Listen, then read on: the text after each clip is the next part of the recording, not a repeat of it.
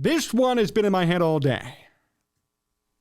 This one has been bouncing around in my brain for the past week. And it's time to get it out in the open. What the hell is wrong with the Chicago White Sox? Hey, John, it's Tony's fault. Really? Is it? Is it really Tony La Russa's fault? You know, remember a couple of weeks ago when I said that there was a show out there, I don't want to name them, who talked about Tony La Russa and the White Sox being traumatized by La Russa's reign? Well, now they came out with an article today saying maybe it's not Tony La Russa's fault. Yeah, way to be 2 years late to the frickin' party.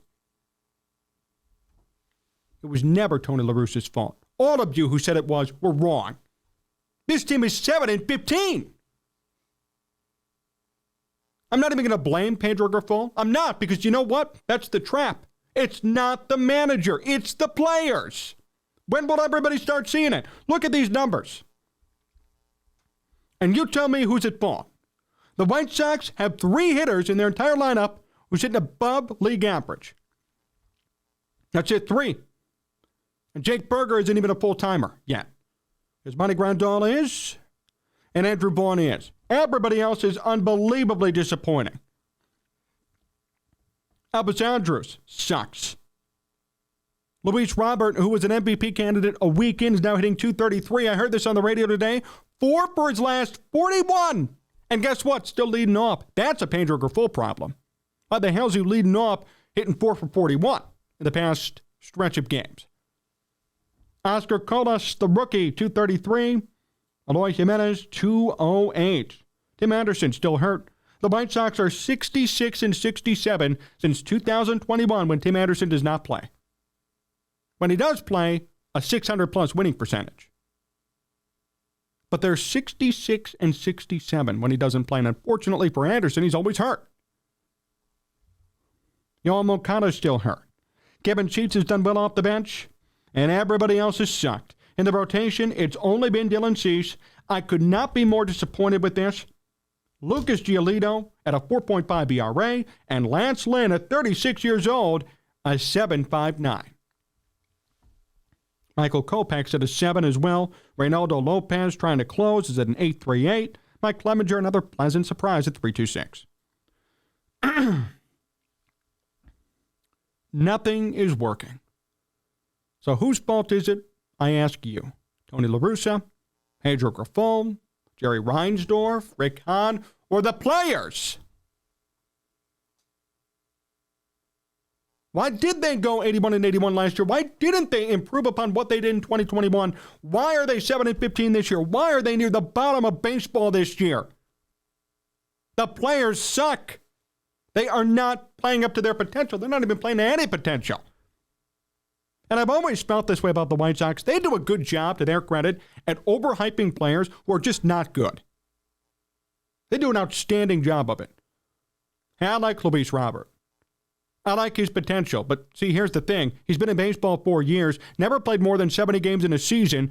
We have to stop talking about potential. He's not a rookie anymore. He's 25 years old. Dude, get it together. Eloy Jimenez, 26, still has not played a full season. Oscar Colas, a 24-year-old rookie. These guys suck. You sell the fan base, and you do such a good job of doing it, White Sox, but they don't play, they don't succeed, and everybody just keeps buying into these players who may turn it on. Why? They're horrible. In fact, I'll say this, and this is not an overreaction, they're the reason Tony got fired. And they're the reason Pedro Grifol will probably get fired.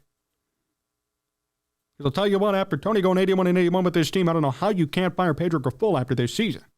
And I like Pedro Grifol. I think he actually knows a lot about the game. I like his persona. I like what he does with baseball. But you can't have a double standard here. You can't fire Tony going 500 and then keep Grifol going 65-99. We got some real problems here. Legitimate problems.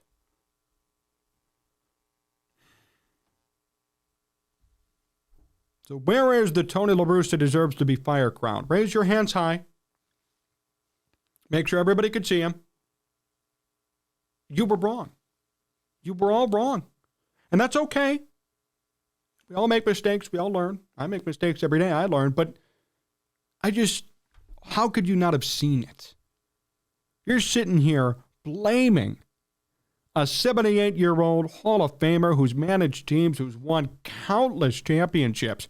You're going to tell me now it's his fault for the crap-ass performance of this team. Guys, come on. Why? And that's not just you, it's everybody in Chicago sports media. There was a vendetta around Tony from the day he was hired. We need to get him on again soon. Mike North, he's talked about this a number of times on this show. There's been a mystique, some weird thing going on around Tony. For whatever reason, I don't know. I don't know why nobody liked him or why nobody wanted him. But he was run out of town essentially by the media, not the team or poor performance. Hey, Tony did great. 2 years, won a division championship, never won under 500. Good manager. Really good manager. And yet we sit here today watching Pedro Grifol and this AAA team play like a AAA ball club.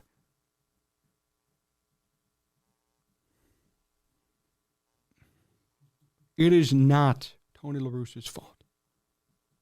And now we're seeing rectification months and years later. Just 2 weeks ago, we had people talking on the radio about how this team is so traumatized by Tony La Russa. Traumatized? Traumatized by a manager? Give me a break. Matt Nagy was traumatizing to the Bears. Tony La Russa won games. Tony La Russa was well liked. Everybody liked Tony La Russa. How could you not? Respectable person. But yet, it's his fault that the team today is 7-15. Shut up. All of you who said that, shut your mouths. You're wrong. Tony was a great manager. Tony did a lot of things for this team, and I'll tell you what, this team played like this last year, and Tony got them to 500. This team's playing like this again, and a new manager, a novice, a rookie, has them at 7-15. Who does that reflect on? Who? And again, I like Pedro Grifol, but my point is, who does that reflect on? I don't hear anybody saying it's Pedro's fault. I hear everybody saying now it's the players and Jerry Reinsdorf. Fine. Where was that blame last year? Why was it all on Tony?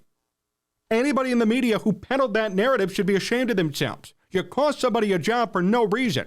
Because if Tony was here today, this team would be at least 500. I'm not saying they'd be a World Series winner, even a division winner, but they'd be 500, guaranteed. And instead, they're 7-15. They're wasting away in the cellar of the AL Central with Kansas City. And the rebuild that seemingly never ended will continue for the White Sox. That is unfortunate. And I feel for all of you who are fans of this team. You're having to deal with nonsense year after year from your fan base, from media, from the Sox themselves. You never get a clear answer, and I don't blame you for that. You never get a clear answer. You never hear anything. Not your fault fully. But you got to research what's going on here. You cannot blame Tony for what happened. Never. No way. After what he did.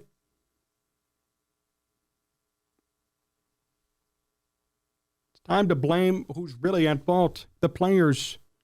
Maybe Reinsdorf if you want, but really the players. It's not even Jerry's fault. Hey, Jerry Reinsdorf has spent money on this team.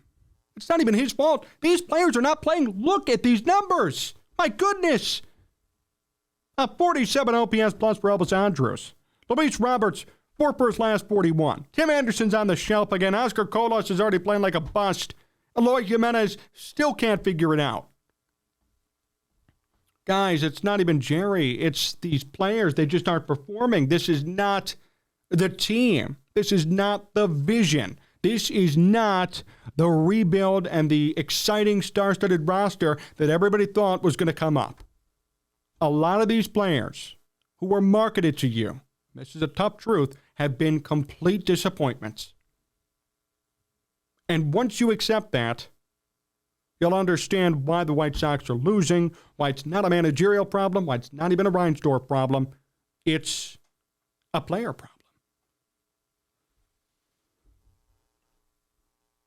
It's a player problem. It is so shameful and unfortunate to see this come out and see it happen the way it has. I hope for White Sox fans' sake that this team just blows up and they start it over. But I understand your pain and your misery and your suffering. You've waited so many years to see this come to fruition. And right now you have a 7-15 dumpster fire.